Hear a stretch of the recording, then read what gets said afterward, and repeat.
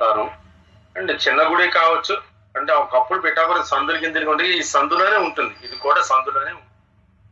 తర్వాత ఈయన మైసూరు దత్తపీఠాధిపతి ఆయన గణపతి సచ్చిదానంద స్వామి గారు ఒక పెద్ద మందిరాన్ని కట్టారు. ఊరు అవతల పెద్ద మందిరాన్ని కూడా కట్టారు. అసలు పాత మందిరం ఎక్కడైతే శ్రీపాద శ్రీవల్లభుడు జన్మించారు అది సందుల్లోనే ఉంటుంది. కానీ చేతనైనంత వరకు కూడా, వీలైనంత వరకు కూడా డెవలప్ చేశారు. పక్కన అన్నదానం, ఎదురుగా అన్నదానం ఉంటుంది. సో చిన్నదే, పెద్ద స్థలమేం కాదు, చిన్నదే. కానీ అది దత్తాత్రేయుల వారి జన్మ స్థలం అన్నమాట. ఆయన కృష్ణానదిలో ఆయన ఐక్యం అయిపోయారు. అది దాన్ని కురుగడ్డ అంటారు, కురుపురం అని కూడా అంటారు. అది కర్ణాటక, ఆంధ్ర కర్ణాటక బోర్డర్ లో ఉంది. అంటే ఆదోని అని చెప్పి కర్నూలు జిల్లాలో ఉంది. ఆదోని అని చెప్పి, ఆదోని ఇంకా నెక్స్ట్ కర్ణాటకే వస్తుందట. అక్కడి దగ్గరలో కురుపురము, దాని కురుగడ్డ అని కూడా అంటారు. కృష్ణానది పరివాహక ప్రాంతం అది. కృష్ణానది మధ్యలో ఈయన ఆ కృష్ణానదిలోకి వెళ్ళి ఇంకా ఆయన తన బాహ్య దేహాన్ని త్యజించేది కాబట్టి అక్కడికి కట్టడం జరిగింది. సో జన్మస్థానం ఇక్కడ, దేహం చాలించింది కురుగడ్డ, కర్ణాటక ఆంధ్ర బోర్డర్. సో ఇది మన మొదటి దత్తావతారమైన శ్రీపాద శ్రీవల్లభుని చరిత్ర.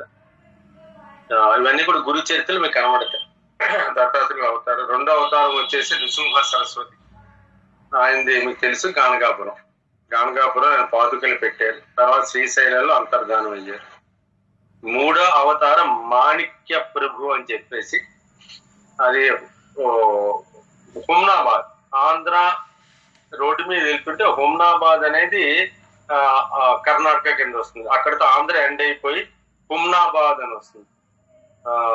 అక్కడ ఆ ఊర్లోనే అట్నుంచే మనం ఇటు కూడా వెళ్ళాలి, ఏది గుల్బర్గా వెళ్ళాలి. ఆ రోడ్డు డైవర్ట్ అయిపోతుంది, హైవే నుంచి డైవర్ట్ అవుతుంది.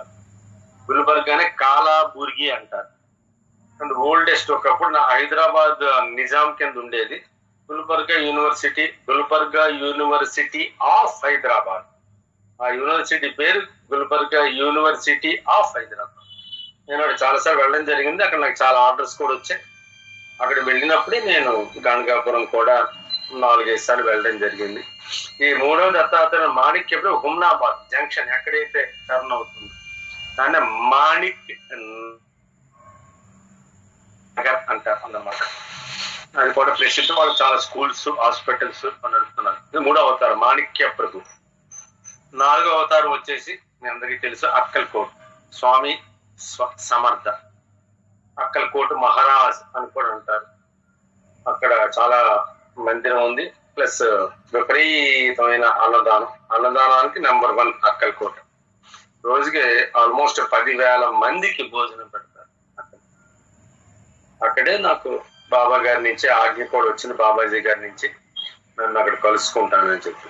2013 మన అలహాబాద్ దీంతో రేగక్షత జరిగే మహాకుంభమేళ నన్ను కలుసుకుంటామన్న వార్త నాకు అక్కడే దొరికింది. అక్కడ 5వ దత్తావతారంగా షిరిడి సాయినాథుడిని కొలుస్తారు. షిరిడి ఇంకా చాలా మంది దత్తావతారాలు ఉన్నారు. గజానన మహారాజు షేగాం అంటారు. షిరిడి ఎంత పెద్ద గుడో గజానన మహారాజ్ షేగాం కూడా అంత పెద్ద గుడి. మీరు మన నవజీవన్ ఎక్స్ప్రెస్ చెన్నై టు అహ్మదాబాద్ వెళ్తున్నప్పుడు అది షేగాం స్టేషన్ మీద వెళ్తుంది. అది అకోలా అని చెప్పి జిల్లా కేంద్రం. అకోలా జిల్లా నేను వెళ్ళడం జరిగింది. అకోలాలో మహారాష్ట్రకి సంబంధించిన అగ్రికల్చరల్ యూనివర్సిటీ ఉంది, అక్కడ వెళ్ళడం జరిగింది. పక్కనే 20 కిలోమీటర్ దూరంలో షేగాం ఉంది, వెళ్ళడం జరిగింది. చాలా పెద్ద క్షేత్రం, మహిమాన్వితమైన క్షేత్రం. గజానన మహారాజ్ ఎప్పుడు కూడా కుక్క పీలిస్తూ అలా ఉంటారు. ఆయన గూగుల్లో కొడితే గజానన మహారాజ్ వస్తుంది. ఎప్పుడు కూడా దిగంబరంగా ఉండేవారు, గోచెక్కు పట్టుకుని ఉండేవారు, కుక్క పీలిస్తూ ఉండేవారు. అండ్ తర్వాత ఆయన బాలగంగాధర్ తిలక్ గారికి గురువు గారు, ఆయన గురువుగా భావించారు బాలగంగాధర్ తిలక్. సో ఎంత వచ్చినా సరే అంతే, ఏ రోజుకి ఆ రోజు అంత ఖర్చు పెట్టేయండి అని చెప్పి ఆయన అన్న దేని బట్టి షేగం చాలా బాగుంటుంది మందిరం, కానీ పాలరాత విగ్రహం, పైన రాముల వారి మందిరం, కింద ఈయన సమాధి. అక్కడ కూడా గురువు గారు నాకు దర్శనం ఇవ్వడం జరిగింది, బాబాజీ మహాశయులు. అండ్ పెద్ద ఫ్యాక్టరీ, వంటిల్లు, కిచెన్, అలా భోజనం తయారవుతూనే ఉంటుంది అన్నట్టు, పెద్ద ఫ్యాక్టరీ లాగా. ప్లస్ వచ్చిన డబ్బులతో ఆనంద్ విహార్ అని చెప్పి ఆల్మోస్ట్ ఒక 500 ఎకరాల్లో కట్టారు ఉండడానికి. పెద్ద కాస్ట్లీ, అన్ని ఏసీ రూమ్స్. ఏం చేయాలో డబ్బు, అంత డబ్బు అనమాట. ఆ చుట్టుపక్కల ఉన్న వాళ్ళందరూ కూడా, అపోలా ఆ చుట్టుపక్కల అంతా ఉన్న వాళ్ళు కూడా గజానన్ మహారాజు గాని గురువు గారు కానీ భావిస్తారు. సో ఆనంద్ విహార్ అని చెప్పేసి ఉండడానికి టీటీడీ కన్నా ఇంకా గొప్పగా కట్టారు. అన్ని కాటేజెస్, అన్ని బ్లాక్స్. షిరిడీలో కూడా ఈ మధ్యన కట్టారు కదా నివాసానికి, సాయి నివాసం, సాయి షేగంలో కూడా చాలా గట్టి కట్టి, చాలా తక్కువ రెంట్, 300-200. సో ఈ గురువులు ఈ రకంగా ఉంటారు. ఎంతో మంది గురువులు, ఇంకా చెప్పాలి అంటే గురువు పరంపరని చెప్పాలి అంటే చాలా చాలా చాలా మంది గురువులు ఉన్నారు. సో ఆల్మోస్ట్ అన్ని గురుక్షేత్రాన్ని దర్శించడం జరిగింది. అంటే పర్సనల్ గా పూజ్య గురుదేవులు దర్శించిన, అంటే సశరీరంగా సత్యసాయి బాబా గారిని దర్శించిన, మిగతా అందరినీ కూడా సశరీరంగా దర్శించకపోయినా, ఒక పూజ్య గురుదేవుని సశరీరం దర్శించాను, సత్యసాయి బాబా గారిని సశరీరంగా దర్శించడం జరిగింది. మిగతా వాళ్ళు దేహం చాలించినప్పటికీ కూడా వాళ్ళు ఏర్పాటు చేసిన సేవా కార్యక్రమాలు అన్ని కూడా కొనసాగుతూనే ఉన్నాయి బ్రహ్మాండంగా, అన్ని చోట్ల కొనసాగుతుంది. గురువు గారితో ఈరోజు మొదలు పెట్టాం. అదే మనకి ఇంపార్టెంట్ పండగల్లో మన ట్రూ జ్ఞానానికి, ఎప్పుడైనా ఆధ్యాత్మిక మార్గంలో ఉన్నామంటే మనకి గురు జయంతులు, మిగతా పండగలతో పాటు ఈ గురువుకి సంబంధించిన ఏవైతే ఉన్నాయో దాన్ని మనం జాగ్రత్తగా ఆ రోజు శ్రద్ధాభక్తులతో దాన్ని పాటించాలి. అది గురు పౌర్ణమి కావచ్చు. గురు పౌర్ణమి అంటే వ్యాసుల వారి జయంతి, ఆయన డెడికేట్ చేస్తారు. అందరి గురువులకు కూడా వ్యాసుల వారు డెడికేట్ చేస్తారు. దాన్నే వ్యాస జయంతి కన్నా గురు పౌర్ణిమ అని పిలుస్తారు వ్యాసుల వారు పుట్టినప్పుడు. దాంట్లో డౌట్ ఏం లేదు. మళ్ళీ ఎవరెవరో కాంట్రవర్సీ వద్దు. వ్యాసుల వారు డెడికేట్ చేస్తారు. ఎంతమంది గురువులు ఉన్నారో నేను జన్మించిన రోజు గురు పౌర్ణమిగానే పిలవండి అని చెప్పేసి. జస్ట్ లైక్ రాధాకృష్ణ, సర్వేపల్లి రాధాకృష్ణ ఉన్నారు, ఆయన జయంతి మన టీచర్స్ డే కింద సెలబ్రేట్ చేసుకుంటాం. తర్వాత దత్తాత్రేయ వారి జయంతి మార్గశిర పౌర్ణమి. గురువు గారు ఎక్కువగా పౌర్ణమి నాడు పుడతారు, పౌర్ణమి వెళ్ళిన మన్నాడు పుడతారు.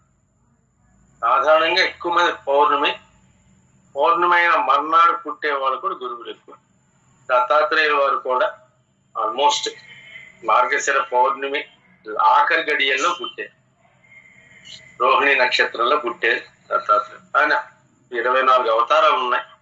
24 అవతారాలు మెయిన్ అవతారం వచ్చేసి మార్గశిర పౌర్ణమి నాడే. ఇది మన గురువుల గురించి మనకు కొంత జ్ఞానం ఉండాలి కాబట్టి మీకు చెప్తున్నాను.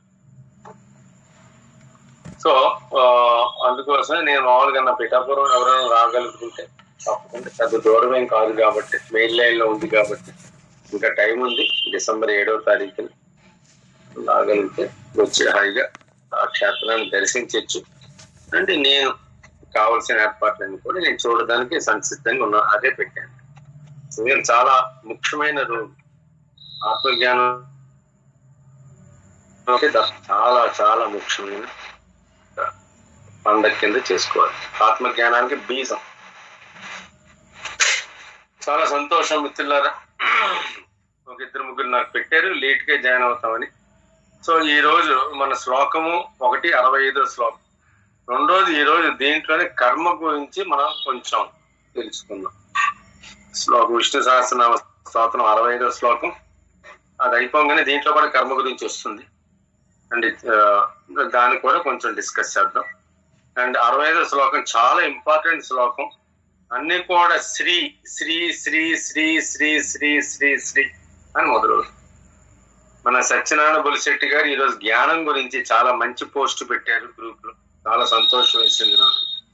చాలా సంతోషం సత్యనారాయణ బులిశెట్టి గారు.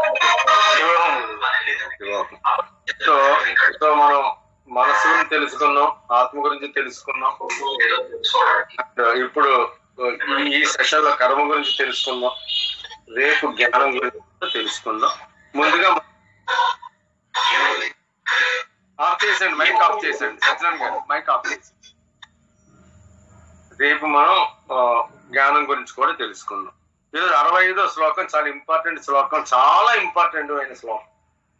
మొత్తం అంతా కూడా శ్రీతోనే ఉంటుంది అంతా కూడా.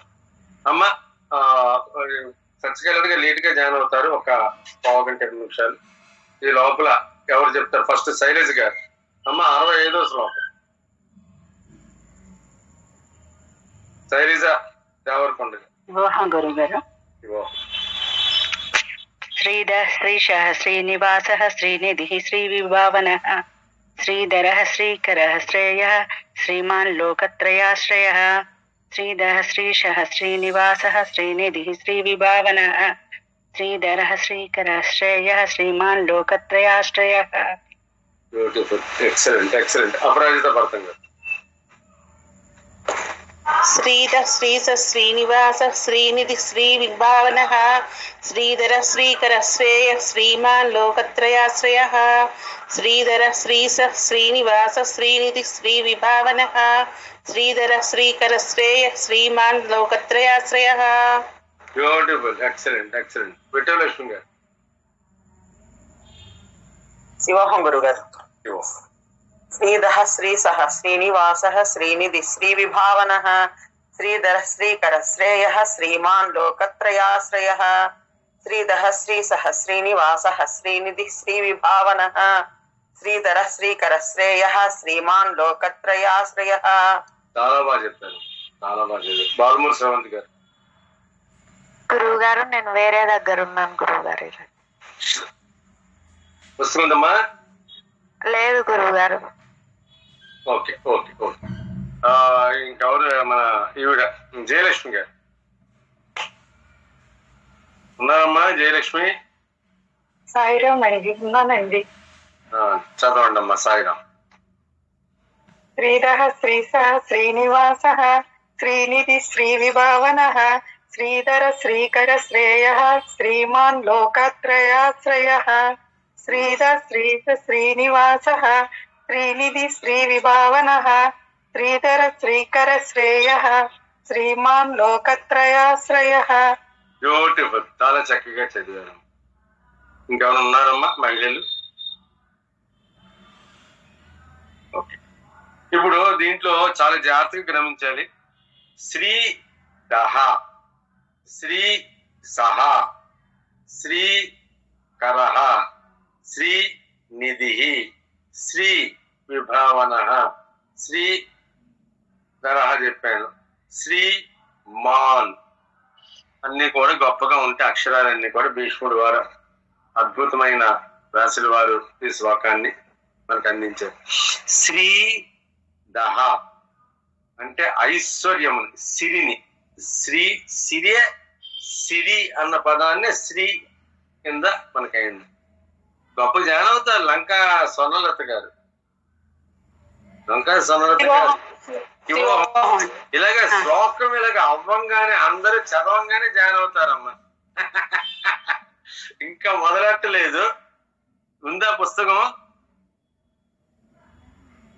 లేదు గురువు గారు, నేను విజయవాడలో ఉన్నా. విజయవాడలో మామయ్య గారు ఆపుకుంటే. అచ్చా, okay okay okay okay. So ఒక్కొక్క పదాన్ని చూద్దాం. 65వ శ్లోకం. శ్రీదహ, సిరి. సిరియే శ్రీ కింద మారింది. సిరి అంటే ఐశ్వర్యం. సిరిని, ఐశ్వర్యమును అనుగ్రహించువాడు. శ్రీ సహ, శ్రీదేవికి నాథుడైన వాడు. శ్రీదేవికి, లక్ష్మీదేవికి నాథుడైన వాడు. శ్రీ నివాస అంటే శ్రీ అన్నది ఆధ్యాత్మికం అనొచ్చు, ఐశ్వర్యం అనొచ్చు, సంపద అనొచ్చు. శ్రీకి ఎన్నో పేర్లు ఉన్నాయి. శ్రీ అంటే ఓన్లీ డబ్బనే కాదు. లక్ష్మీదేవి ఎన్నింటికో ఆవిడ అధిదేవతగా మనం పెట్టుకున్నాం. అందుకోసం శ్రీ నివాస, ఆధ్యాత్మిక సంపద గలవారి హృదయమందు వసించువాడు శ్రీ నివాసుడు. వెంకటరమణమూర్తి యొక్క నివాసం ఎక్కడ అంటే ఆధ్యాత్మిక సంపద వారి హృదయం. అందుకు అన్నమాచార్యులు కూడా యోగి హృద్యాన గమ్యం అనేది అది ఉంటుంది. అండ్ అలాగే అన్నమాచార్యులు ఒక ఇది ఉంది, కీర్తన ఉంది, దాంట్లో కూడాను యోగుల యొక్క అంటే ఆధ్యాత్మిక సంపద గలవారి హృదయమందు వసించువాడు శ్రీనివాసుడు అని అర్థం. చాలా జాగ్రత్తగా అర్థం చేసుకోవాలి. లక్ష్మీదేవిని వక్షస్థలంలో పెట్టుకున్నాడు, మళ్ళీ ఈయన శ్రీనివాసుడు ఎలా అవుతాడు అంటే ఆధ్యాత్మిక సంపద. ఆధ్యాత్మిక అనేది కూడా ఒక సంపదే. ఆ సంపదలు ఏవో నేను చెప్తాను. అన్నీ కూడా లక్ష్మీదేవి అంటే కేవలం డబ్బు కింద భావించదు. ధాన్యలక్ష్మి, ధనలక్ష్మి, సంతాన లక్ష్మి, విద్యాలక్ష్మి, యువలక్ష్మి, ఎన్నో రకాలుగా లక్ష్మీదేవిని మనం పిలుచుకుంటున్నాం. అష్టలక్ష్ములుగా కూడా మనం పిలుచుకుంటున్నాం. విద్యాలక్ష్మి, విద్యను కూడా అనుగ్రహించేది కూడా లక్ష్మి, సంతానాన్ని అనుగ్రహించేది లక్ష్మి. అంటే లక్ష్మి ప్రతిరూపం అంటే ఓన్లీ డబ్బుగానే కాదు, అన్ని రకాలుగా. జయలక్ష్మి, విజయలక్ష్మి, ఇలా మీరు చూసుకుంటూ పోండి, ఎన్నో ఉన్నాయి.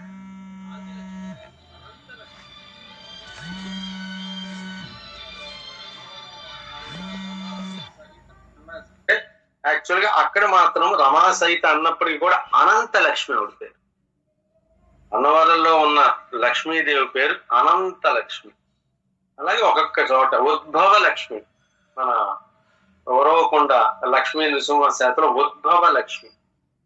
సో వీటన్నిటికీ కూడా లక్ష్మీదేవి ఏంటంటే అష్టలక్ష్మిలుగా మనం భావించిన ఆవిడ రూపాలు మాత్రం ఈ స్థితిలో ఏవైతే ఉన్నాయో, స్థితి అంటే మన జీవన ప్రస్థానంలో ఏదైతే ఆనంద లక్ష్మి, సంతాన లక్ష్మి, భాగ్యలక్ష్మి, విజయలక్ష్మి ఏవైతే ఉన్నాయో అవన్నీ కూడా లక్ష్మీదేవికి సంబంధించినవి.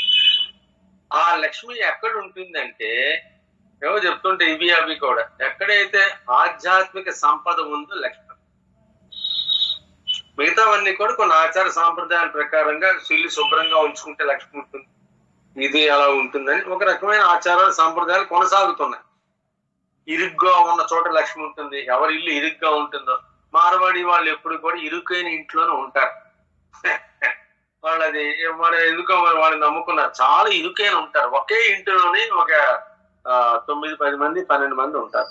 మార్వాడి వాళ్ళు సాధారణంగా ఇల్లు అద్దెకెవరు, ఎందుకంటే ముందు ఇద్దరే వస్తారు, ఆ వెనకాల ఇంకో ఇద్దరు వస్తారు, ఆ వెనకాల ఇంకో ఇద్దరు వస్తారు, వాళ్ళ తమ్ముడు వస్తాడు, వాళ్ళ అన్నయ్య వస్తాడు, మేనమామ వస్తాడు. ఒకే ఇంట్లోనే 12, 13 మంది ఇరుగ్గా ఉంటారు.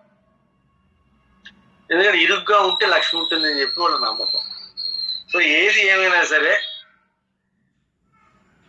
ఆ సంపద ఎవరి దగ్గర అయితే ఉందో, ఎవరి మనస్సులో ఆధ్యాత్మిక సంపద ఉందో అటువంటి హృదయమందు వసించువాడు శ్రీనివాసుడు.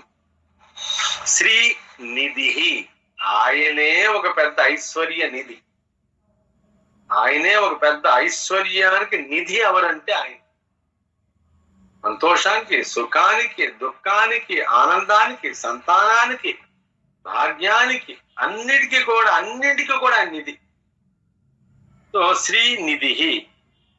శ్రీ విభావన, సిరులను పంచువాడు. శ్రీ అంటే ఇంత అనుకున్న సిరులు, సిరులు అంటే అన్ని వస్తాయి. అండ్ పంచువాడు శ్రీ విభావన.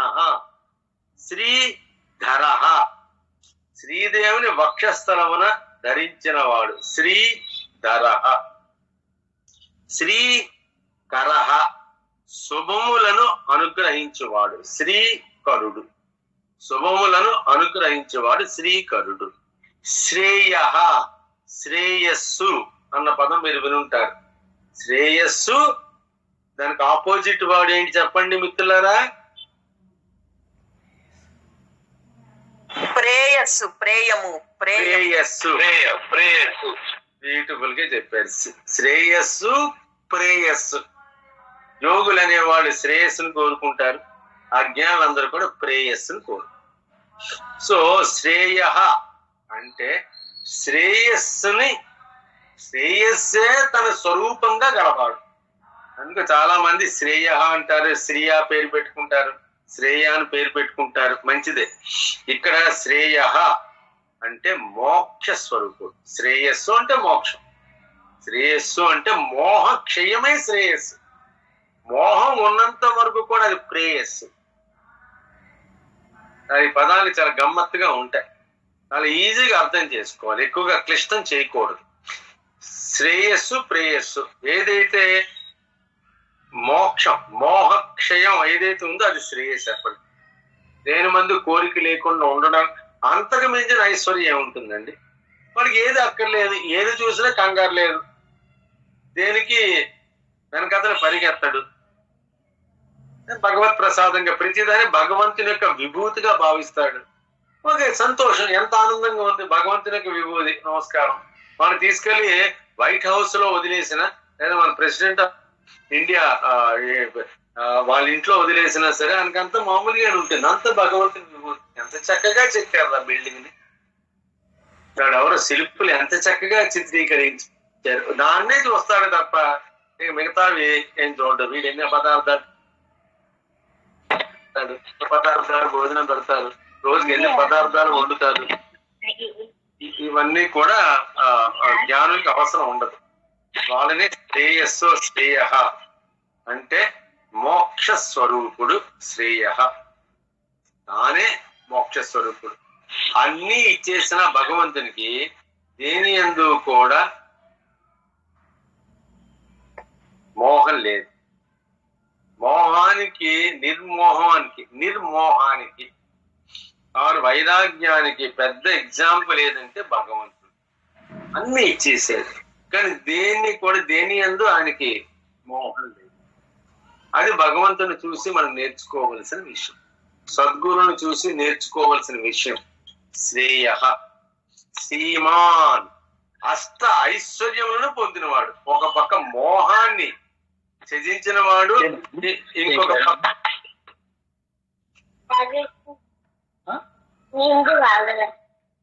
వేణుగోపాల్ గారు మ్యూట్ లో పెట్టుకోరా. సో మోక్ష స్వరూపుడు శ్రీమాన్ వెంటనే చూడండి ఆ పదం వాడాడు, శ్రీమాన్. ఒక పక్క మోక్ష స్వరూపుడు అంటాడు, ఒక పక్క మన ఐశ్వర్యములకు పొందినవాడు, అష్ట ఐశ్వర్యములకు పొందినవాడు శ్రీమాన్.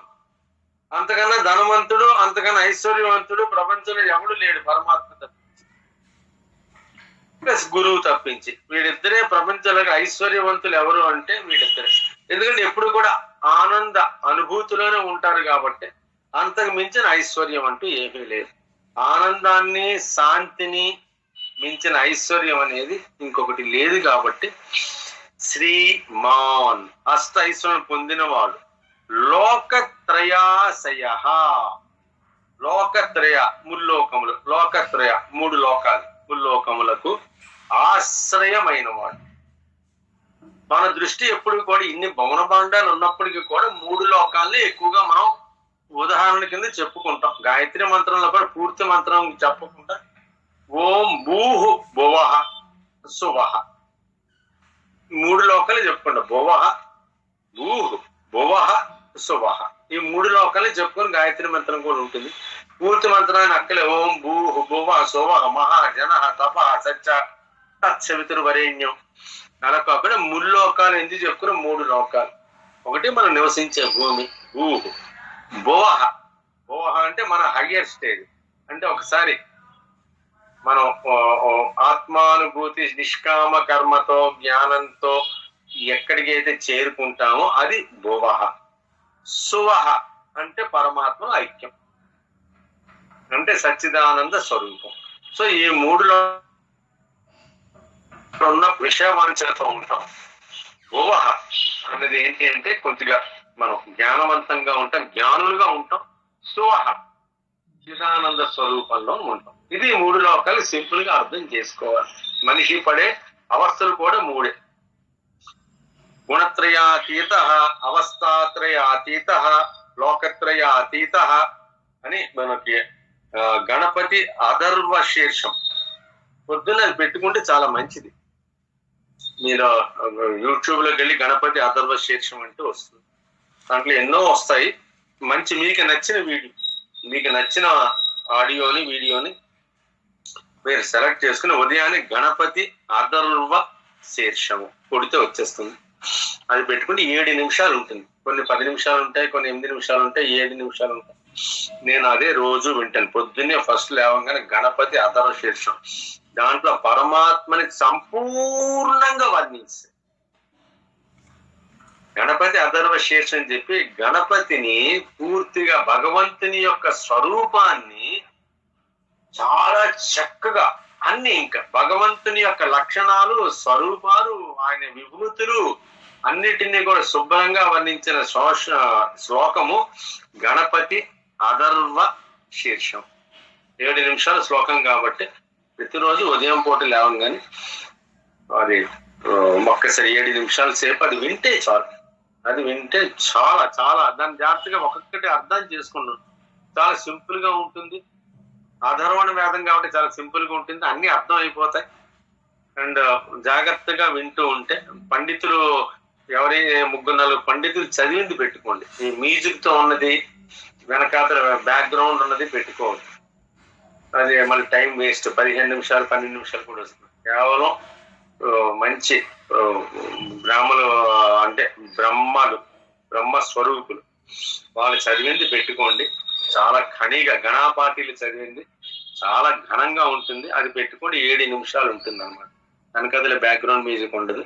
స్వచ్ఛమైన కంఠంతో ఎక్కడ తప్పు లేకుండా ఎక్కడ పొల్లు లేకుండా ఉంటుంది గణపతి అథర్వ శీర్షం. అది రోజుకి ఒక 7 నిమిషాలు సేపు పొద్దున్నే వినండి. ఒక రకమైన శక్తి, ఒక రకమైన ఉత్తేజం, భగవంతుని యొక్క విభూతి, భగవంతుని స్వరూపం, భగవంతుని యొక్క విశిష్టత మనకి పూర్తిగా ఆ శ్లోకంలో అర్థం. సో ఇది ఈ శ్లోకాని యొక్క నామాల యొక్క అర్థం చెప్పుకున్నాం. ఇంకొంచెం విశ్లేషణ జోలికి వెళ్తే చాలా జాగ్రత్తగా వినండి. దీని గురించి మళ్ళీ మీరందరూ కూడా నాకు ఎంతో కొంత ఒక్కొక్క నిమిషం సేపు మాట్లాడవలసి వస్తుంది. చాలా ఇంపార్టెంట్ ఈ విశ్లేషణ. అఖిలాండ కోటి బ్రహ్మనాయకుడైన ఆ పురుషోత్తముడు జీవులకు అష్ట ఐశ్వర్యాలతో పాటు ఆధ్యాత్మిక సంపదను అనుగ్రహించి ఈ స్థితి కార్యమును, ఈ ఆపరేషనల్ డ్యూటీస్ ని, ఈ స్థితి కార్యమును సమర్థవంతంగా నడిపిస్తూ ఉంటాడు.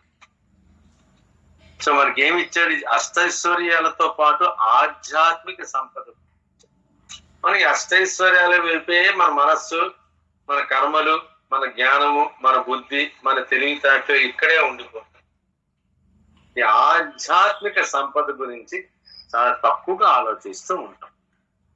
అందులో జాగ్రత్తగా కూడా ఇక్కడ ఉన్నప్పటికీ కూడా దీంతో ఎప్పుడు కూడా అనుసంధానంతోనే ఉంటుంది. దాని ఆధ్యాత్మిక సంపద అన్నమాట. ఇవన్నీ కూడా కొన్నాళ్ళు ఉంటాయి, పోతాయి. ఇది మాత్రం పెర్మనెంట్ గా ఉంటుంది. కాబట్టి అష్టైశ్వర్యాలతో పాటు ఆధ్యాత్మిక సంపదను కూడా అనుగ్రహించాడు. అది కూడా ఇచ్చాడు. ప్రతి మనిషి ఏదో ఒక నిమిషంలో, ఏదో ఒక క్షణంలో భగవంతుడి గురించి ఆలోచిస్తాడు. అది భయంతో కావచ్చు, భక్తితో కావచ్చు. మనస్సు అలాగే ఆలోచిస్తుంది. ఎందుకంటే సాక్షాత్తు మనస్సు ఆత్మ యొక్క స్వరూపమే కాబట్టి ఎప్పుడు మనస్సు ఆత్మ వైపు పరిగెడుతూ ఉంటుంది. కాబట్టి ప్రతి జీవి కూడా ఎంత దుర్మార్గుడైనా సరే ఒకనొక టైంలో కొద్దిగా భగవంతుని గురించి ఆలోచిస్తాడు. ఏంటి సృష్టి, ఏమిటి ఇదంతా, ఎన్నాళ్ళు ఉంటుంది, నేను ఎన్నాళ్ళు ఉంటాను, ఒక ఆలోచన అయితే చేస్తూ ఉంటాడు ప్రతి మనిషి. ఇది సత్యం. మానవులందరిలో ఆత్మస్వరూపంగా ఉంటూ వారికి ఇంద్రియ, మనో, బుద్ధి, అహంకారములను ప్రసాదించి ఇవి ఇచ్చాడు, అవి ఇచ్చాడు. ఇంద్రియ, మనోబుద్ధి, అహంకారములను ప్రసాదించి ఈ రెండింటిలో వీటిలో ఏది పొందాలో అన్న నిర్ణయాన్ని మనకే వదిలేశాడు. ఎందుకంటే భగవంతుడు ఎప్పుడు సాక్షిభూతంగా ఉంటాడు. అన్ని ఇచ్చాడు. అన్ని ఇచ్చేసి నీ ఇష్టం, ఇట్స్ అప్ టు యూ, నువ్వు ఎలా ప్రయాణం చేస్తావు అన్నది నీ ఇష్టం. నేను ఎప్పుడు ఇంటర్ఫియర్ అవ్వను. నువ్వు నన్ను మనస్ఫూర్తిగా ప్రార్థించి నా సహాయాన్ని కోరేంత వరకు కూడా నేను ఇంటర్ఫియర్. అన్ని ఇచ్చేసాను. నేను జ్ఞానాన్ని ఇచ్చాను, కర్మలు ఇచ్చాను, ఇంకా అన్ని ఇచ్చేసాను. దేహాన్ని ఇచ్చాను, మంచి సౌందర్యమైన ప్రతి భాగాన్ని ఇచ్చాను, ప్రతి అంగాన్ని ఇచ్చాను. And the path is up to you, the decision is up to you. You have to reach your goal. బాధ్యతగా అప్పగించేసి అది గురువు కూడా అలాగే చేస్తాడు. గురువు కేవలం మార్గదర్శకుడు, మార్గాన్ని చూపుతాడు, సహాయంగా ఉంటాడు, సహాయకారిగా ఉంటాడు, వాడు ఉన్నతికి తోడ్పడుతుంటాడు. అంతే తప్ప మీ కర్మలకి, మీకు వచ్చిన కష్టాలకి, సుఖాలకి గురువుని బాధ్యత ఎప్పుడు చేయదు. పరమాత్మ అలాగే చేయడు బాబు, కనబడ్డి కాబట్టి అదే చాలా కనబడడానికి ఏం చెప్పుకుంటాను అనుకుంటారు, కానీ అన్ని వింటూనే ఉంటారు. అలాగే గురువు కూడా తప్పదు, కష్టాలు సుఖాలు వస్తుంటే, కానీ గురువు నీకు ధైర్యాన్ని ఇస్తాడు, జ్ఞానాన్ని ఇస్తాడు. కాబట్టి నువ్వు ఓవర్కమ్ చెయ్యొచ్చు, పెద్ద కష్టమేం కాదు. It's a very very easy. అది నీ మీద ఆధారపడింది. The answer is in my hands. Socrates చెప్పినట్టు the answer is in my hands. నా కథ మీ అందరికీ జ్ఞాపకం ఉండే ఉంటుంది. The answer is in your hands.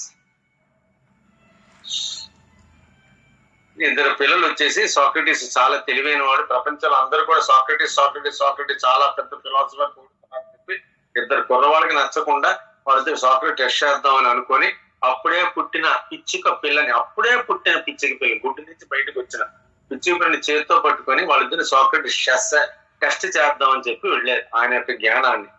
వాళ్ళు ఏమనుకున్నారంటే అప్పుడే పుట్టిన చిన్న పెట్ట పిల్లని, పిచ్చుక పిల్లని తన చేతిలో పెట్టుకొని, సాక్రటీస్ మా చేతిలో ఒక చిన్న పిల్ల ఉంది, పక్షి పిల్ల, అది బతికుందా చచ్చిపోయి ఉందా నువ్వు చెప్పగలవా అని అడుగుతాం అని వెళ్ళారు. సాక్రటీస్ బతికుంది అంటే గట్టిగా నొక్కేస్తే చచ్చిపోతుంది. సాక్రటీస్ చచ్చిపోయి ఉందంటే స్లోగా దాన్ని వదులుదాం బతుకున్నట్టు, ఏదో రకంగా సాక్రటీస్ చేత అబద్ధం చెప్పిద్దాం వెళ్ళేసి ఇదే ప్రశ్న సాక్రటీస్ అడిగారు. Socrates there is a small bird in our hands, you tell us whether it is alive or dead. Socrates simple గా ఆన్సర్ ఏం చెప్పారంటే ఆలోచించి నవ్వుకుంటూ, the answer is in your hands అన్న. దాని సమాధానం మీ చేతుల్లో ఉందన్న. సో జ్ఞానులు ఎప్పుడు కూడా ఆ రకమైన ఆలోచనతో ఉంటారు. ప్రతిదీ మన చేతుల్లోనే ఉందన్న జ్ఞానంతో ఉంటాం. సాక్షాత్ మనం భగవంతుని యొక్క స్వరూపం కాబట్టి. సో మానవులందరూ ఆత్మస్వరూపంగా ఉంటూ అక్కడే చెప్పేశాడు ఇంకేంటి. సో జీవుని దృష్టిలో ధన, కనక, వస్తు, వాహన, భూ, గృహ, క్షేత్ర, అధికారములు ఇవి అష్టైశ్వర్యం. పొద్దునే లేవగానే మాదే కోరుకుంటాం, అన్ని కోరేసుకుంటాం. ధన, కనక, వస్తు, వాహన, ఐశ్వర్య సిద్ధ్యర్థం, ధర్మ, అర్థ, కామ్య, మోక్ష, చతుర్వేద ఫల పురుషార్థ సిద్ధ్యర్థం, ఇష్ట కామ్యాలు సిద్ధిద్దాం, పుత్ర పౌత్ర వృద్ధ్యర్థం. ఇంకా కోరుకోలేదంటే ఏం లేదు, అన్ని కోరేసుకుంటాడు. ఎందుకో కుళ్ళిపోయిన అరటి పండుని నైవేద్యం పెట్టేసి అన్ని కోరేసుకుంటాడు బాబు. అయితే జీవన దృష్టిలో మాత్రం ధన, కనక, వస్తు, వాహన, భూ, గృహ, క్షేత్ర, అధికారాలు ఇవే అష్టైశ్వర్యాలను భావిస్తూ ఉంటాడు జీవుడు. నిజమా కాదు? ఇవే అష్టైశ్వర్యాలు జీవుని దృష్టిలో.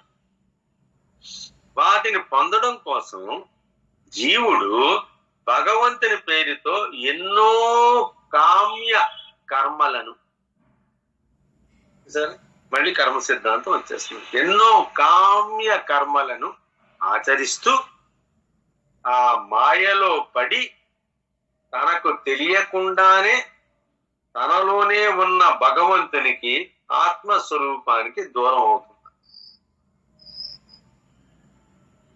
ఇక్కడే ఉంది మొత్తం ట్విస్ట్ అంతా కూడా, మ్యాజిక్ అంతా కూడా ఇక్కడ. So magic life here, the life magic అంతా కూడా ఇక్కడే ఉంది. వీటి యొక్క ఆకర్షణలో పడి తానే భగవంతుడు అన్న విషయాన్ని మర్చిపో, తానే ఆత్మస్వరూపుడు అన్న విషయాన్ని పూర్తిగా మర్చిపో, భగవంతునికి దూరం అయిపోతుంది, ఆత్మస్వరూపానికి దూరం అయిపోతుంది, ప్రేయస్సులోకి వెళ్ళిపోతున్నాడు. శ్రేయస్సు వదిలి ప్రేయస్సులోకి వెళ్ళి. కానీ పరమాత్మ దృష్టిలో అష్టైశ్వర్యాలు ఏంటంటే, జీవన దృష్టిలో అష్టైశ్వర్యాలు ఏంటి? ఇవి. పరమాత్మ దృష్టిలో శాంతము, సహనము, క్షమ, సంతృప్తి, సంతోషము, దయ, దానగుణము, నిష్కామము. మన మెయిన్ టాపిక్ అదే. చూసారు, మనం మొదటి నుంచి కూడా హైయెస్ట్ లెవెల్ కి ఆలోచిస్తున్నాం.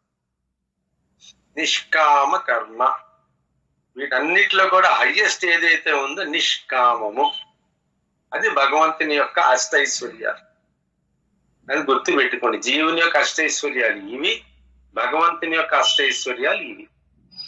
శాంతం, సహనం, క్షమ, సంతృప్తి, సంతోషం, దయ, జ్ఞానగుణము, నిష్కామము అంటే కోరికలు లేకపోతే. ఏ పని చేసినా సరే ఎటువంటి ఫలాపేక్ష లేకుండా చెయ్యదు. ఎందుకంటే నేను తెచ్చింది ఏమీ లేదు, తీసుకెళ్లిపోయేది ఏమీ లేదు. ఇది సత్యం, అందరికీ తెలిసిన జగమెరిగిన సత్యం. ఇంకెందుకు కోరికలు, ఎందుకు ఈ కామాలు? సో ఇవి భగవంతుని దృష్టిలో అష్ట ఐశ్వర్యం. ముముక్షువులు, జ్ఞానవంతులు వీటిని పొందడం కోసం ఎన్నో జ్ఞాన కర్మలను ఆచరిస్తూ ఈ అష్టైశ్వర్యాలు, భగవంతుడి దృష్టిలో చెప్పబడిన అష్టైశ్వర్యాలను పొందడానికి సత్యకళ్యాణి గారి శివోహం. శివోహం గురుగారు. భగవంతుడు చెప్పిన అష్ట ఐశ్వర్యాలు పొందడానికి శాంతము, సహనము, క్షమ, సంతృప్తి, సంతోషము, దయ, దానగుణము, నిష్కామము, ఈ అష్టైశ్వర్యాన్ని పొందడానికే ముముక్షవులు ఎన్నో జ్ఞాన కర్మలను ఆచరిస్తారు. కామ్య కర్మలను కాదు, కర్మలను ఆచరిస్తారు కానీ జ్ఞానంతో ఆలోచిస్తారు, జ్ఞానంతో ఆచరిస్తారు. కర్మలను ఆచరించక తప్పదు కానీ జ్ఞానంతో ఆచరిస్తారు. వీడు కామ్యంతో ఆచరిస్తాడు. ఎందుకే వీటిని కామ్య కర్మలు, వీటిని జ్ఞాన కర్మలు. కర్మ అనేది తప్పదు, జీవించిన తర్వాత కర్మలు చేయక తప్పదు. సో ఆ కర్మలు అనేది మనం జాగ్రత్తగా దాన్ని ఇటు నుంచి మెల్లిగా ఇటు పక్కకు వస్తూ ఉండాలి. మెల్లిగా కామ్యంతో కర్మలు ఆచరించినప్పటికీ కూడా ఏదో ఒక స్టేజ్ లో జ్ఞానంతో కర్మలను ఆచరించే స్థితికి మనం తప్పక చేరుతాం. అందులో హైయెస్ట్ ఏంటంటే ఈ భగవంతుని దృష్టిలో ఉన్న హైయెస్ట్ 8వ ఐశ్వర్యం ఏదంటే నిష్కామ కర్మ. అదే మన ట్రూ జ్ఞాని యొక్క మోటో. నిష్కామ కర్మ, ఆత్మానుభూతి, సెల్ఫ్లెస్ డీడ్స్, సెల్ఫ్ రియలైజేషన్.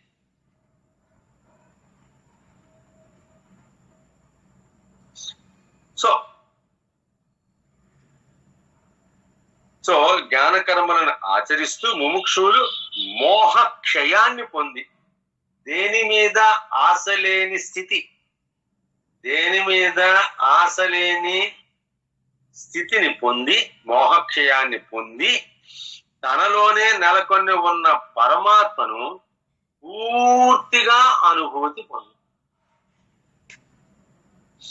ఎవరు ఏం చేసినా, ఎలా చేసినా అన్నింటికీ కూడా సాక్షిభూతంగా ఉంటాడు మనలో ఉన్న పరమాత్మ. కేవలం సాక్షిభూతంగా ఉంటాడు. ఇలా చెయ్యు, అలా చెయ్యు అని చెప్పి చెప్పడు. ఇవన్నీ మనస్సు బుద్ధి మధ్య జరిగే సంఘర్షణ మాత్రమే. ఆత్మ నుంచి వెలువడిన బుద్ధి, అదే ఆత్మ నుంచి వెలువడిన మనస్సు, ఈ రెండింటి మధ్య జరిగే సంఘర్షణ. ఆత్మ మాత్రం ఏదైతే వీటి ఇద్దరికి కూడా, బుద్ధికి మనస్సుకి కూడా అది మాత్రం సాక్షిభూతంగా ఉంటుంది. కానీ వీటిని తన వైపు ప్రయాణించేటట్టు ఒక రకమైన ప్రేరణ కలిగిస్తుంది. కానీ మనం ఒప్పుకోం కదా, మనం రెస్ట్రిక్ట్ చేసుకుంటున్నాం. ఎప్పటికైనా వీటి నా నుంచే బయటపడ్డాయి, మరి నాలో కలుపుకుందామని చెప్పి ఆత్మస్వరూపం ఎప్పుడు కూడా ఆ రకంగానే ఆలోచిస్తూ ఉంటుంది. కానీ మనం వాటిని రెస్ట్రిక్ట్ చేస్తున్నాం, మనస్సుని రెస్ట్రిక్ట్ చేస్తున్నాం, బుద్ధిని రెస్ట్రిక్ట్ చేస్తున్నాం. అక్కడ మనం చేసే పొరపాటు. అందుకోసం భగవంతుడు సాక్షిభూతంగా ఉంటాడు. జ్ఞానాన్ని ఇచ్చాను, మనస్సుని ఇచ్చాను, అన్ని ఇచ్చాను, నీ ఇష్టం. కానీ నువ్వు మాత్రం నా స్వరూపమే. ఎంత పెద్ద టెస్ట్ అండి ఇది. ఇది అర్థం, ఏదో మనిషిని కర్ర విరగదు పాము చావదు అన్నట్టు ఇది పెద్ద టెస్టే అన్నమాట. అదే గురువు గారు పాత పాట ఉంది కదా, బొమ్మను చేసి ప్రాణము పోసి ఆడేవి నీకిది న్యాయమానో యొక్క పాట. బొమ్మను చేసి ప్రాణము పోసి ఆడేదు నీకిది వేడుక, భగవంతుని వేడుక. బాగా చెప్పారమ్మా విజయలక్ష్మి గారు. లక్ష్మి గారు అయింది, శ్లోకం యొక్క విశ్లేషణ అయిపోయింది. మీరు అందరిని అడుగుతాను, ముందు మీతో మొదలు పెడతాను, సో దట్ మరొక్కసారి మీకు రివైజ్ అవుతుంది, మీరు ధైర్యంగా చెప్పగలరు. లక్ష్మి గారు మీరు 3 నిమిషాల పాటు దీని గురించి ఇప్పటి వరకు చెప్పింది 65వ శ్లోకం. శివోహం గురువు గారు, మీరు అన్నట్టు ఒక్క శ్రీ అన్న పదము ఆ శ్లోకం నిండా చాలా అద్భుతమైన వివరణను మనకిచ్చింది. సంపద అనైతేమి, లక్ష్మీదేవికి నాదుడు అనైతేమి, తానే స్వయంగా ఆ సంపద అయిన వాడనైతేమి, ఆ సంపదను మనకు పంచేవాడు అని, అంటే సర్వము తానైన వాడికి అద్భుతమైన విభజన వచ్చింది. విభజన వస్తూ కర్మల యొక్క అద్భుతమైన వివరణ ఈ రోజు నాకు చాలా అద్భుతంగా నచ్చింది. కామ్య కర్మ ప్లస్ జ్ఞానంతో కూడుకున్న కర్మ. సో మనం ఎటువైపు ప్రయాణం చేయాలో మనకు అర్థమైంది.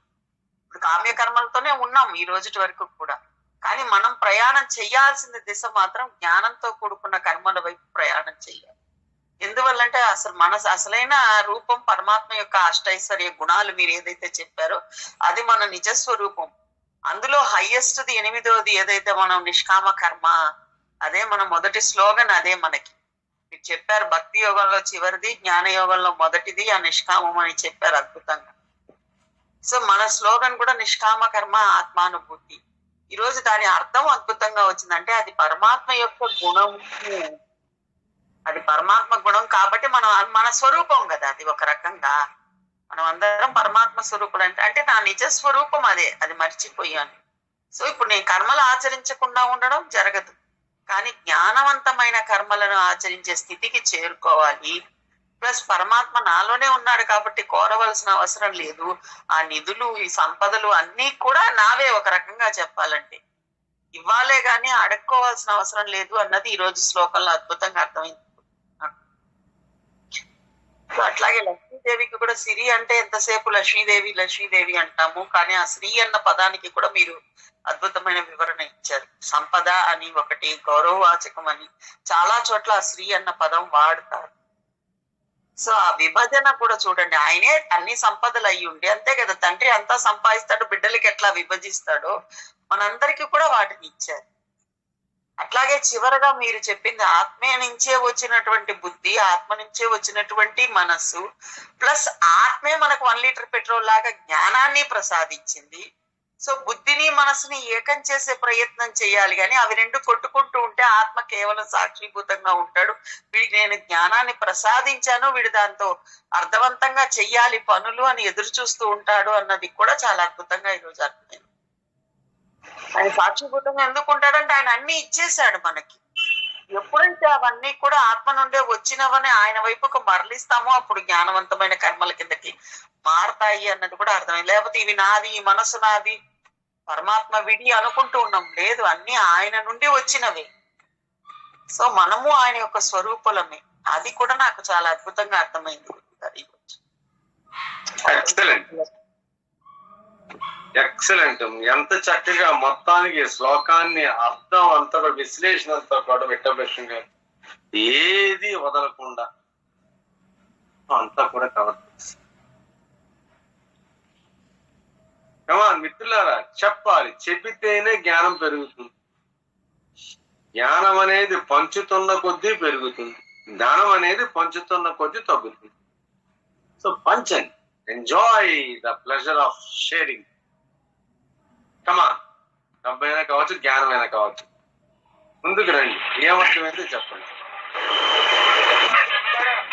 హలో హలో, చెప్పండి బాలాజీ.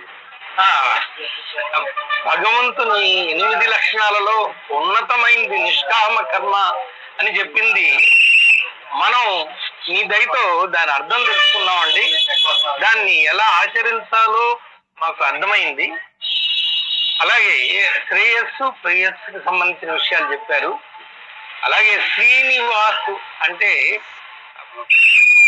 లక్ష్మీదేవి నివాసము ఉంచుకున్న వ్యక్తే కాకుండా యోగుల హృదయాలలో నివాసం ఉండే వ్యక్తిగా కొత్త పదాన్ని చక్కగా చెప్పారు స్వామి. ఏదైనా ఇన్నాళ్ళు ఈ 65 శ్లోకాలకి పై మెట్టులో ఉన్నటువంటి శ్లోకంగా నాకు అనిపించింది స్వామి ఇది. శివోహం. నెక్స్ట్ ములుగుడి గారు ఏదో ఆన్ చేశారు మైక్. శివోహం గురుగారు. ఇక్కడ ఒకటి చాలా బాగుందండి, పరమాత్మ దృష్టిలో అష్టైశ్వర్యాలు.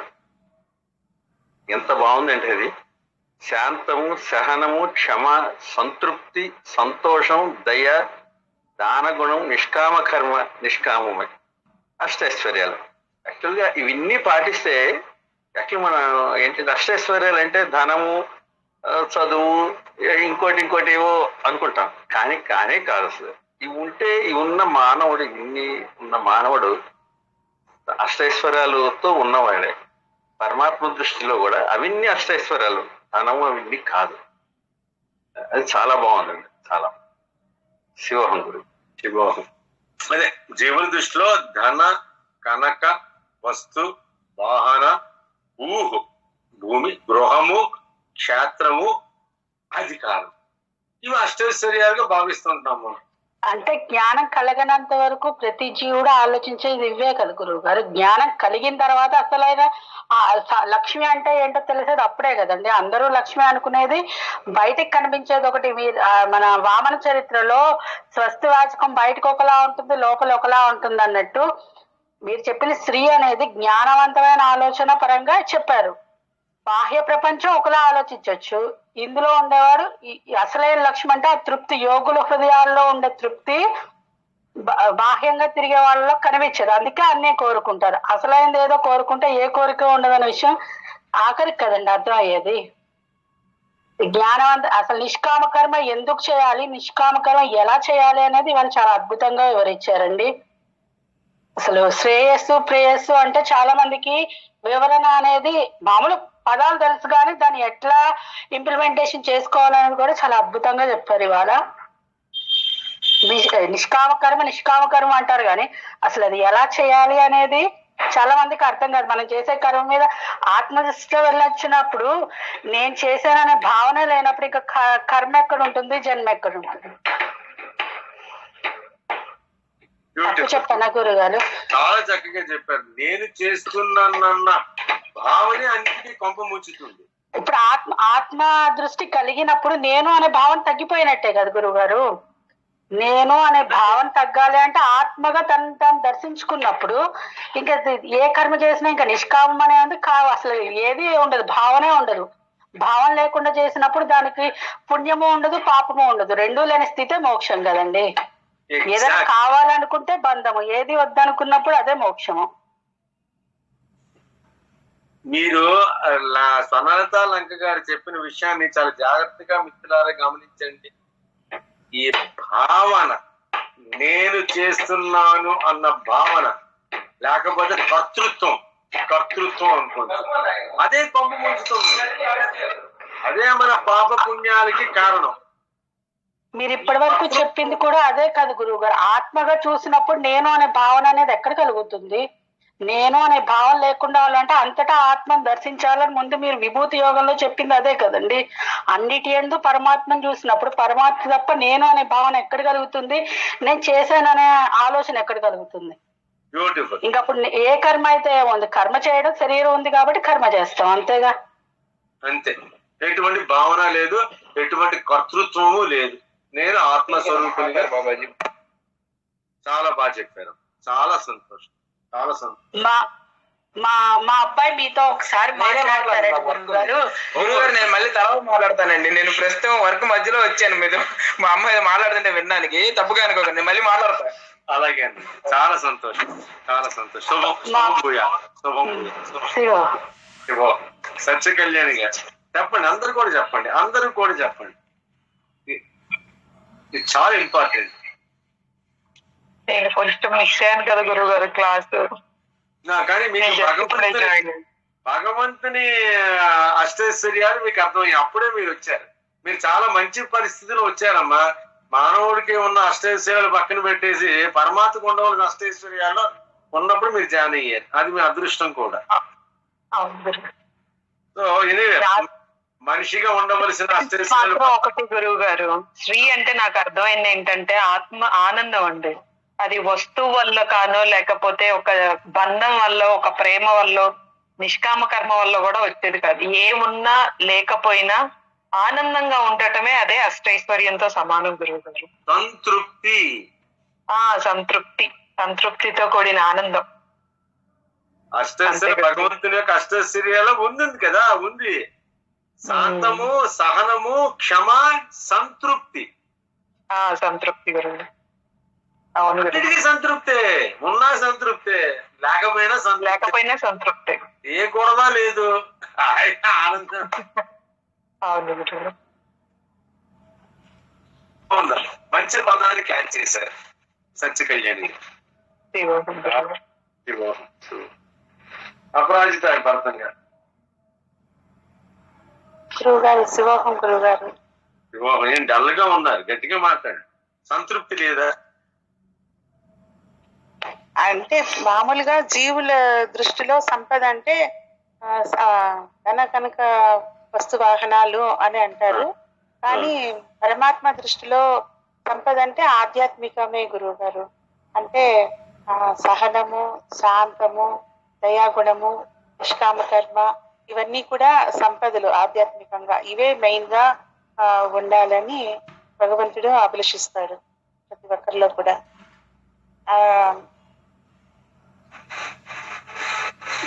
సంతోషం. అటువంటి అష్టైశ్వర్యాలని మనం కూడా, పరమాత్మ స్వరూపులమైన మనం కూడా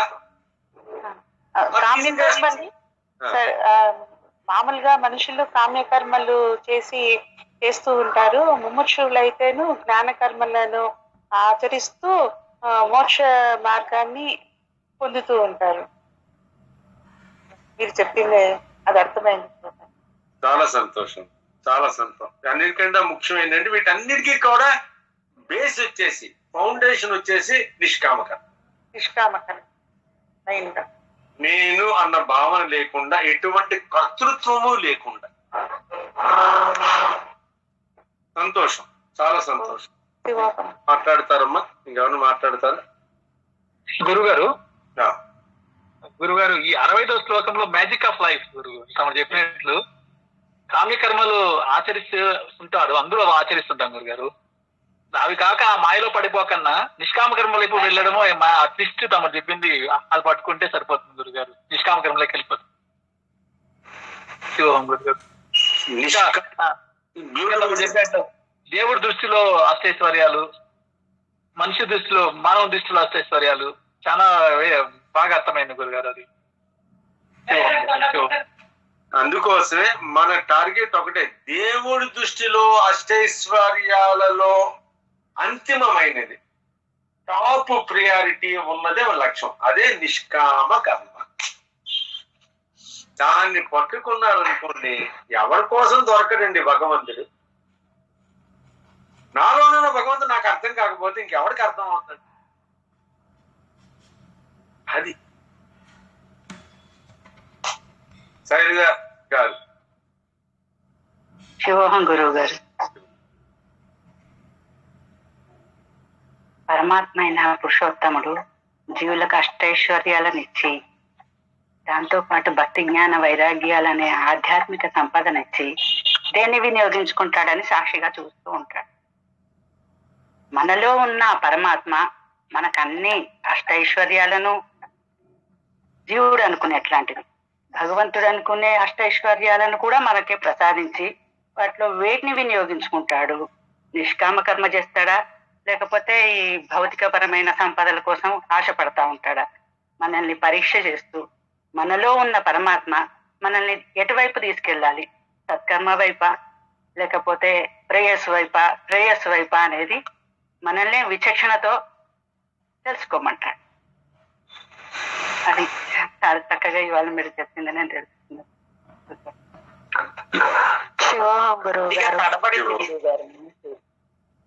ఒక్క నిమిషం బాలబడి గారు, ఈరోజు కొద్దిగా ఈ లౌకిక విషయాల్లో కొంచెం తడబాటు వచ్చింది. ఈరోజు బాగా మా వారు అంటున్నారు బాగా అని. ఈరోజు శ్లోకం నా కోసమే చెప్పించినట్టు అనిపించింది గురుగారు. చెప్పండి. చెప్తున్నా అంటే ఎట్లయినా లౌకికంలో ఉన్నాం కదా గురుగారు, ఈ పెళ్లిళ్ళు వాటిళ్ళు. సో కొంచెం మనసు అటు ఇటు వెళ్ళింది కొద్దిగా. అప్పుడే మా వారు అన్నారు, ఎందుకు మనం ధర్మ మార్గంలో ఉండాలి, ఇట్లాంటివి కాదు, నువ్వు మళ్ళీ వెనక్కి వస్తున్నావు, ఆలోచించుకో అని చెప్పారు. ఈరోజు శ్లోకం మొత్తం నా కొరకే వచ్చినట్టు అనిపించింది గురువు గారు నాకైతే స్వయంగా. అందుకనే నేను నిదానంగా వింటున్నా. అందులో ఆ శ్రేయస్సు ప్రేయస్సు కూడా నా కొరకే, నీ శ్రేయని ఆలోచించు, ప్రయాలు వదిలిపెట్టు అని చెప్పినట్టు అనిపించింది గురువు గారు. నిజంగా గురువుల అనుగ్రహం ఎంత ఉందా అనిపిస్తుంది. మనం లౌకికంలో ఏదన్నా ఎక్కడన్నా ఒకరో పొరపాటు చేసినా ఎంతగా గమనిస్తూ ఉంటాడు అనే దానికి ఈరోజు క్లాస్ నాకు ఇది చాలాసార్లు జరిగింది, కానీ మళ్ళీ ఒక్కసారి అద్భుతమైన క్లాస్ నాకు అందించారు గురువు గారు. శివం అది పంచుకుందాము. లక్ష్మి గారు, ఎప్పుడు తడబడినా గురువు ఏదో ఒక రూపంలో పడిపోకుండా లాగుతూ ఉండడానికి ఇది ఒక నిదర్శనం. గుర్తుందండి, మనం చాలా సార్లు ఇద్దరం వింటూ ఉన్నాం, అందుకని నీకే వచ్చింది అంటున్నారు మా వారు. అదే ఈ రోజు ఓపెన్ గా ఒప్పుకుందాం. నిజంగా గురువు గారు, మీ ఇద్దరం ఏదైనా ఎప్పుడైనా ఈ విషయం మాట్లాడినప్పుడే మాకు ఇద్దరికి ఏదైతే సందేహం వస్తుందో ఆ రోజు మీరు అదే క్లారిటీ ఇస్తారండి. క్లాస్ అద్భుతంగా, అది మాకు అనుభవం కూడా గురువు గారు. నిజం గురువు, మేము ఎప్పుడైతే ఆ రోజు ఏది మాట్లాడతామో మీరు అదే చెప్తారు మాకు. మేమేం మీకు పర్సనల్ గా ఫోన్ చేయలేదు, ఏమీ లేదు కదా, బట్ మాకు ఏది అవసరమో అది అక్కడ అందుతుంది గురువు గారు. అది అద్భుతం ఇచ్చింది. శివోహం గురువు గారు. శివోహం అండి. చాలా సంతోషం. ఆ విశ్వాసము, శ్రద్ధ, సబూర్. శ్రవంతి గారు. శివోహం గురువు గారు, ఈరోజు నేను విన్న క్లాస్ లో మీరు చెప్పినది ఏంటంటే భగవంతుని దృష్టిలో అష్టైశ్వర్యాలకు జీవుడి దృష్టిలో ఉన్న అష్టైశ్వర్యాలకు చాలా వ్యత్యాసం ఉంది. అజ్ఞానంలో ఉన్నంత వరకు జీవుడు అలాంటి అష్టైశ్వర్యాలనే కోరుకుంటాడు. ఎప్పుడైతే భగవంతుడు కావాలి అని అనుకుంటాడో మోహక్షయం, కోరికలను వదిలేసి వీటి వైపు ప్రయాణిస్తాడు. భగవంతుడు అన్ని ఇచ్చినా కూడా ఎంతో వైరాగ్యంతో ఉంటాడు. నాకు బాగా నచ్చింది గురువు గారు ఈ పాయింట్స్. మీరు లాస్ట్ చెప్పిన ఈ చివరిలో గట్టిగా పట్టుకున్నాయి మనసుకి. ఇవి భగవంతుని దృష్టిలో అష్టైశ్వర్యాలంటే ఏమిటో బాగా అర్థమైంది. ఇంకోటి శ్రవంతి గారు, ఈ అష్టైశ్వర్యాల గురించి తెలిసిన వాడికి వైరాగ్యం తొందరగా వస్తుంది. అవునండి. సహనం, దాన గుణం, నిష్కామ కర్మ చివర్లో వచ్చింది. నిష్కామ కర్మ అంటే ఉత్తగా ఏదో నేను ఫలితం ఆశించకుండా అంటాం, కానీ దానికి భావన ముఖ్యం అన్నది మీరు బాగా చెప్పారు స్వర్ణలత గారు. మీరు భావన చేస్తే ఇంకా అది కామ్యకర్మ కిందే వస్తుందని అర్థమైంది గురువు గారు. శివోహం అండి. దానికి ఇంకొక చిన్న లింక్ కూడా చెప్పారు శ్రవంతి గారు. అసలు ఆ సత్యం బాగా 10 సార్లు మనసుకు అనుకుంటే బాగుంటుంది అనిపించింది ఈ రోజు నాకు. మనం తెచ్చింది ఏమి లేదు, తీసుకెళ్లేది ఏమీ లేదు, ఎందుకు కోరడం మధ్యలో, అది ఈ రోజు భలే కనెక్ట్ అయింది. అంటే నిజమే గురువు గారు, మన శరీరం ఒక మిషన్ లాంటిది, లోపల ఉన్న ఆత్మ ఒక పవర్ లాంటిది. అక్కడ నేను అనుకోవడానికి ఏం లేదు అసలు, అంతా భగవంతుడే. ఆ శరీరం కూడా ఆయన నుంచే వచ్చింది, ఆ రక్తపు మాంసపు ముద్దలు. ఇంకా నేను చేసిన అని అనుకోవడానికి అక్కడ స్థానం లేదు. అది మన అజ్ఞానమే అవుతుంది అని అర్థమైంది గురువుగారు. ఇంకోటి చెప్పనా అండి, నేను అనే భావన వస్తుంది కాబట్టి దాన్ని ఆత్మ కింద మలిచాడు పరమాత్మ. నేను అని ప్రతిసారి అంటూ ఉంటాం, దాన్ని ఆత్మగా చూసినప్పుడు, అంతటా చూసినప్పుడు మనకి పర్సనల్ గా ఏమీ అనిపించదు. ఇంకప్పుడు నేను నా ఇది అనే మాట ఎక్కువ రాదు. ఎందుకంటే ఆత్మభావంతో చూడడం అనేది మొదటి నుంచి గురువు గారు కూడా నేర్పించిన విధానం అదేనండి.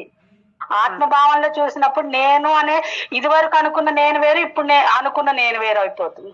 అవును మేడం, నాకు అదే అనిపించింది లోపల. ఇది వరకు నేను అనుకుంటే ఈ శరీరము, ఈ మనస్సు, బుద్ధి, ఇప్పుడు నేను అనుకుంటే ఆత్మగా మనం తెలుసుకోగలుగుతున్నాం. ఇప్పుడు ఈ మనస్సు బుద్ధి ఏం చేసినా ఇవి జడాలు అని గుర్తించగలుగుతున్నాం. మీరు ఇంకో విషయం కూడా చెప్పారు గురువు గారు, మనలోనే మనోబుద్ధి అహంకారాలను కలిగించి వాటి రెండిటిలో ఏదియో మనకే వదిలేశాడు భగవంతుడు. అంటే చాయిస్ మనకే ఉంది అక్కడ. ఇంకా ఆయన సాక్షిభూతంగా ఉండడం. నిజంగా చాలా క్లారిటీ ఉంది ఈ రోజు శ్లోకంలో. నేను ఈ రోజు ఇంటి దగ్గర లేకపోవడం, బయట ఉండడం, ఇంకా మీరు ఇందాక లక్ష్మీ మేడం గారు అన్నట్టు నిజంగా గురువు గారు 3 రోజుల నుంచి రాని క్లాస్ కి వాళ్ళ అవసరమైన విషయానికి వచ్చేటట్టు చేశాడు భగవంతుడు అండి. 3 రోజుల నుంచి క్లాస్ కి అటెండ్ అవ్వలేకపోయాను. ఏది అవసరమో గురువుల ద్వారా ఆ రోజు ఎందుకో ఇంత పని ఉన్నా ఇంతమంది ఉన్నా రాకుండా ఆగలేకపోయింది మనసు.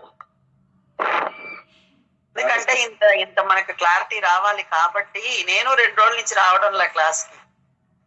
ఈ రోజే వచ్చాను బాబా గారి దగ్గర. చాలా సంతోషం అమ్మా. అందరూ కూడా విషయాన్ని గ్రహించారు. నాకు చాలా సంతోషం ఏంటంటే ఎవరు మాట్లాడతారా? బాలాజీ స్వామి భగవద్గీతలో చెప్పింది అదే కదా స్వామి. కృష్ణుడు యుద్ధం చేయమని చెప్పలేదు, ప్రేయస్సు చెప్పాడు. ఈ విషయం చెప్పి నువ్వేం చేస్తావో చేయమన్నారు. అంతే కదా స్వామి. మాకు ఇప్పుడు అదే ఇప్పుడు ఇంత జ్ఞానంలో మీరు మాకు కృష్ణుడిలాగా మేము అర్జునుడిలాగా ఉన్నాం. నా చేతిలో ఫ్రూట్ లేదులేండి. సంతోషం, చాలా సంతోషం బాలాజీ గారు. ఇంకా ఎవరైనా మాట్లాడి లేకపోతే మన కర్మకి వెళ్ళిపోదాం. యాక్చువల్గా ఈ శ్లోకానికి సంబంధించిన టైం ఎంత అయింది? 8:13 అయింది. ఒక్క 10 నిమిషాల్లోనే సగమైనా కంప్లీట్ చేద్దాం. కర్మ గురించి ముందుగా తెలుసుకుంటే మనకి ఈ శ్లోకం యొక్క అంతరార్థం, దీంట్లో ఉన్న ఎసెన్స్, క్వింట్ ఎసెన్స్ మనకు అర్థం. కర్మ అంటే ఏమిటి? ఆధ్యాత్మికుల కర్మల యొక్క విశిష్టత ఏమిటి? ఆధ్యాత్మికంలో కర్మల యొక్క విశిష్టత ఏమిటి? కర్మ బంధం అంటే ఏమిటి అన్న విషయాన్ని చాలా చాలా కష్టం. మనం ఎన్నోసార్లు చెప్పాను, మీరు ఎక్కువగా సింపుల్ గా అర్థం చేస్తారు. కర్మ అంటే మొన్న చెప్పాను, మరొక్కసారి చెప్తున్నాను, జ్ఞాపకం ఉంచుకోండి. చాలా ఇంపార్టెంట్ పాయింట్లు. 1-3 సార్లు ఎందుకు చెప్తున్నానంటే చేదస్థలతో కాదు, గుండెలో నాటుకు పోవాలి, హృదయంలో నాటుకు పోవాలి. కర్మ అంటే మనం తెలుసుకుందాం. మనం ఎన్నోసార్లు చెప్పాను, గులాబ్ జామ్ చేస్తున్నాము, చేసేవాడి కర్త, గులాబ్ జామ్ తయారైంది క్రియ, అండ్ చేసే విధానం ఏదైతే ఉందో అది కర్మ. మర్చిపోవద్దు, చేసే విధానాన్ని బట్టే ఈ గులాబ్ జామ్కి ఒక రుచి వస్తుంది. అందరూ గులాబ్ జామ్ చేస్తారు, కానీ కొంతమంది చేసినప్పుడే దాని యొక్క రుచి అనేది మన అనుభూతి పొందుతారు. ప్రతి వాళ్ళు చేస్తారు, ఒకటి చేస్తారు, రాయికి గోడ కొట్టినా సరే గులాబ్ జామ్ నవలను. చేసే విధానం చేసాడు కాబట్టి, పద్ధతిగా ప్రతిదీ సరి అయిన పాలలో కలిపాడు కాబట్టి, సరిగ్గా వేచాడు కాబట్టి, ఆ గోల్డెన్ కలర్ వచ్చింది కాబట్టి, దాన్ని మళ్ళీ కరెక్ట్ గా పాకం అనేది కూడా తయారు చేసుకున్నాడు కాబట్టి దాని పేరే పాకం. ఆ పాకంలో మళ్ళీ ఒక 100 రకాలు ఉంటాయి. అన్నింటికి ఒకే పాకం పనికి రాదు. లడ్డుకి వేరే పాకం, గులాబ్ జామ్ వేరే పాకం, రసగుల్లాకి వేరే పాకం, ఇలాగ పాకాలు అనేవి 100 ఉంటాయి. బొబ్బట్లకి వేరే పాకం, బూర్లకి వేరే పాకం. సో ఈ పాకాల్లో కూడా 100 రకాలు ఉంటాయి. అంటే అర్థం ఏంటంటే చేసేవాడు మనస్సు పెట్టి చేస్తున్నాడు, మనస్సు పెట్టి చేస్తున్నాడు కాబట్టి దానికి రుచి వచ్చింది. ఈ చేసే విధానాన్ని కర్మ అంటారు. దీని వలనే ఫలితం వస్తుంది అన్నది అర్థమైంది కదండి. కర్మ అంటే చేసే విధానం. ప్రతి వాడు కర్మలు చేస్తున్నాడు. ప్రతి వాడు కూడా పొద్దున్న లేచిన నుంచి రాత్రి పడుకునే వరకు కూడా కర్మలు చేస్తూనే ఉన్నాడు. కానీ చేసే విధానం ఏమిటి? నువ్వు ఏం చేస్తున్నావో అన్నది నాకు అనవసరం. శ్రీకృష్ణుడు చాలా క్లియర్ గా అర్జునుడితోని బాలాజీ గారు అన్న మాట ఇప్పుడు వచ్చింది. నువ్వు ఏం చేస్తున్నావు అన్నది నాకు అనవసరం, ఎలా చేస్తున్నావు అన్నది నాకు కావాలి. శ్రీకృష్ణుడు చాలా సింపుల్ గా చెప్పేశారు కర్మయోగాన్ని. మనం దాన్ని క్లిష్టం చేసుకోవచ్చు.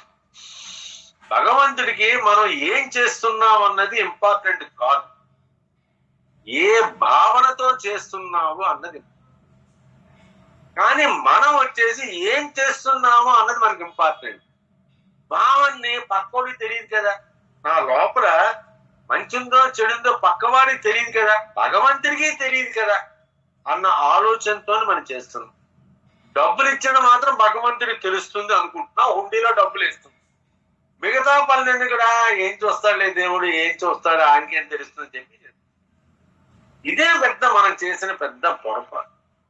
మంచి చేస్తున్నాడు మాత్రం దేవుడు గుర్తిస్తాడు, చెడు చేసినాడు మాత్రం పర్లేదులే భగవంతుడు తెలియదులే ఏం గుర్తిస్తాడు. ఏమిటది? ఆ పిచ్చి ఏమిటి? అదే వ్యక్తి ఇక్కడ అలాగ ఆలోచిస్తూ ఇక్కడ ఎందుకు ఇలా ఆలోచిస్తున్నాడు? అందుకే జగన్ చెప్పాడు, నువ్వు ఏం చేస్తున్నావు నాకు అనవసరం స్వామి, నువ్వు కోట్లు ఇస్తున్నావా, ఏం ఇవ్వట్లేదా, నాకు ఒక పత్రం తోయం ఒక చుక్క నీళ్లు లేకపోతే ఒక ఆకు ఏది ఇచ్చినా సరే నేను స్వీకరిస్తాను, కానీ ఎటువంటి భావనతో ఇస్తుంది. అది భగవంతుడికి కావాల్సింది. అందుకే మనో పుష్పాన్ని అందుకు అన్ని చుట్టూ తిరిగి మళ్ళీ అక్కడికే వస్తుంది. భగవద్గీత అంత తమాషా అంటే ఎక్కడికి మీరు వెళ్ళండి మళ్ళీ అక్కడికి వస్తాం మనం. అది పెద్ద దాన్ని ఏమంటారండి ఇంగ్లీష్ లో అంటే అర్థమైనట్టే ఉంటుంది, అర్థం కాదు. ఈ భగవద్గీత అనేది అటువంటి.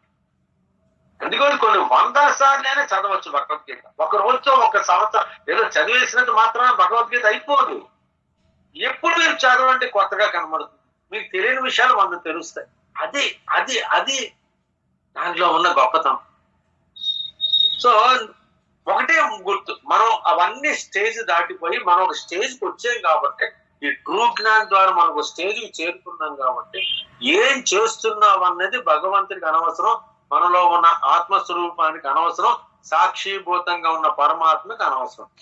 ఏ భావంతో చేస్తున్నావో, నేను పక్కనే ఉన్నాను, ఐ నో ఇట్. ఎందుకంటే మనస్సు కదా చేస్తున్నది. ఆ మనస్సు ఎవరనుకున్నా నా యొక్క రూపమే కదా. అందుకని నువ్వేం చేస్తున్నావు నాకు అన్ని తెలుసు. I am the witness, I am the witness. So ఇది కర్మ యొక్క సిద్ధాంతం అంతా కూడా. కర్మ గురించి మనం ఎన్ని క్లాసులు మాట్లాడుకున్నా మెయిన్ అంతరార్థం అనేది ఇది. భావన లేకుండా ఇందాల మనకు కిరణమయ్య గారు మాట్లాడుతున్నప్పుడు ఎప్పుడైతే నేను చేస్తున్నానన్న భావన మెల్లిగా మనం తొలగించుకుంటామో జ్ఞానంతో, ఆ కర్మల యొక్క ఫలం మనకంటదు. రెండింటిని త్యజించాలి, మంచి కర్మల్ని త్యజించాలి, చెడు కర్మలు. మంచి కర్మల యొక్క ఫలితం నాకు కావాలి, చెడ్డ కర్మల యొక్క ఫలితం నాకు వద్దు అంటే కుదరదు. నువ్వు ఎప్పుడైతే నిష్కామ కర్మ అన్నావో మంచి నుంచి వచ్చే ఫలితం కూడా నీకు వద్దు, దానికి కూడా ఇంకో జన్మ ఎత్తాలి. మంచి నుంచి వచ్చే ఫలితాన్ని అనుభవించడానికి ఇంకో జన్మ ఎత్తాలి, చెడు నుంచి వచ్చే ఫలితాన్ని అనుభవించడానికి ఇంకో జన్మ ఎత్తాలి. అసలు మన ఏంటి? జన్మ రాహిత్యమే కదా మన ఉద్దేశం. ఏంటి? జన్మ రాహిత్యం. వెతుకుండగానే ముక్తిని పొంది జీవన్ముక్తి పొందడము, జన్మరాహిత్యము అన్నది మన టార్గెట్. కాబట్టి నాలోనే ఉన్న పరమాత్మ స్వరూపాన్ని గుర్తించి ఆయనలో ఐక్యం అవ్వడమే, మనస్సు బుద్ధి కూడా తిరిగి ఎక్కడి నుంచి వచ్చాయో అక్కడికి చేరుకోవడమే అన్నది మన టార్గెట్. కాబట్టి మంచి నుంచి వచ్చే ఫలితాన్ని ఆశించదు, చెడు నుంచి వచ్చే ఫలితాన్ని ఆశించదు. ఎటువంటి ఆశించకుండా నిష్కామంగా కర్మ చెయ్యడమే భగవంతుణ్ణి, పరమాత్మ స్వరూపాన్ని మీరు అనుభూతి పొందాలి అంటే ఉన్నది ఒకే ఒక్క మార్గము, అదే నిష్కామ కర్మ. ఇంకొక మార్గం అనేది లేదు. ఉన్నా సరే ఇక్కడికే రావలసింది, ఇక్కడికే రావాల్సింది. మిత్రులారా, అది టైం ఒప్పింది. ఇంకొక 5 నిమిషాలు ఏమైనా మాట్లాడితే క్లియర్గా మాట్లాడండి. నేనైతే కంక్లూడ్ చేస్తాను. రెడ్డి గారు మీరు మాట్లాడలేదు. శుభం.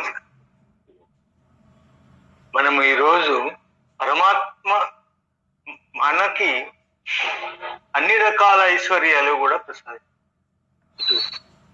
అష్టైశ్వర్యాలనండి, ఆధ్యాత్మిక ఐశ్వర్యాలనండి, అన్ని రకాల ఐశ్వర్యాలు కూడా మనకి ప్రసాదించి, నీవు ఎటువంటి కర్మ కోరుకుంటావో దాన్ని చెయ్యి, నేను మాత్రం చూస్తూ సాక్షికృతంగా ఉంటాను. చేయవలసిన బాధ్యత నీది. అందులో కూడా నువ్వు నిష్కామంగా చేసేటట్లయితే నీకు కలిగేటువంటి పాపం కానీ పుణ్యఫలం కానీ నీకు అంటారు. అన్నీ కూడా పరమాత్మనే నాకే అంటుంది అనేటువంటి విషయాన్ని. చాలా సంతోషం. చాలా సింపుల్ గా చెప్పారు, చాలా సింపుల్ గా చెప్పారు. మిత్రులారా, ఈ కర్మ గురించి రేపు మళ్ళీ ఒకసారి మాట్లాడుకుందాం. ఎందుకంటే ఈ కర్మని అర్థం చేసుకుంటే గానీ జ్ఞానం అనేది అర్థం కాదు. అందుకోసం ఇది అంత ఈజీగా అన్ని నేను ఇప్పుడే చెప్పేస్తే కష్టం. కర్మ అర్థం పూర్తిగా అర్థం కావాలి. అర్థం అయితే జ్ఞానం అనేది అర్థం, అంతవరకు జ్ఞానం అనేది అర్థం కాదు. అర్థమైనా సరే ఉండలేం, మళ్ళీ జారిపోతాం. సంతోషం మిత్రులారా, ఒక్కసారి మైక్ ఆన్ చేసుకొని శివోహం చిదానంద రూప